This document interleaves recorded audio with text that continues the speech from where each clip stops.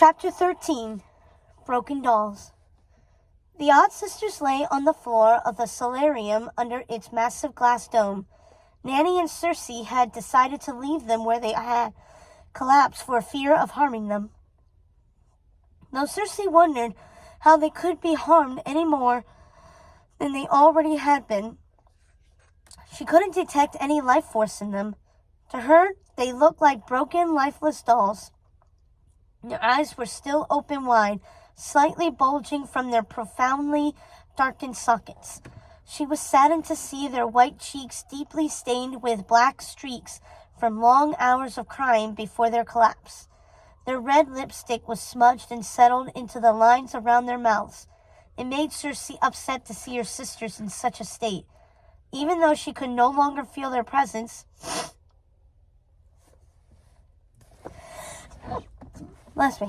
she knew in her heart that somehow they were still in the world, just not in this world. Muttering a quick incantation, Circe fixed the odd sisters' makeup, curled their onyx ringlets, straightened the feathers in their hair, and righted their beautiful, voluminous dresses, made of black silk with a cascade of silver stars, resembling the night sky. If Circe had to delay finding the spell to wake them, the least she could do was give them their dignity. They would have looked peaceful if she just could have closed their eyes. But Circe thought perhaps it was better that they were open. She didn't want to forget her sisters required her help.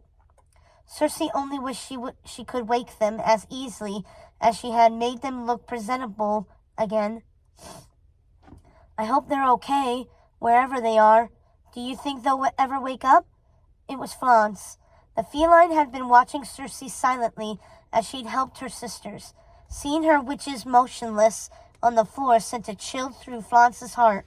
She was afraid she would never speak to them again, never feel the touch of Ruby's hand or the soft brushing of Lucinda's lips on the top of her head, or feel Martha tugging on her ears. "Stop fretting, Flance. We will find a spell to wake them. I am sure of it." Turning from her sisters, Circe looked at Flance. She took in the cat's beauty, dazzled by Flance's golden eyes, flecked with green and rimmed with black. They were striking against the vivid patches of orange, black, and white on the cat's face. "You really are a beautiful creature, Flance. Keep watch over them. I'll be back." "Are you going to enchant the door? I feel uneasy with my witches so defenseless, especially if Maleficent is on her way." "Of course. Don't worry," Circe said. She quietly closed the door behind her so as not to disturb her sleeping sisters and their loyal guardian.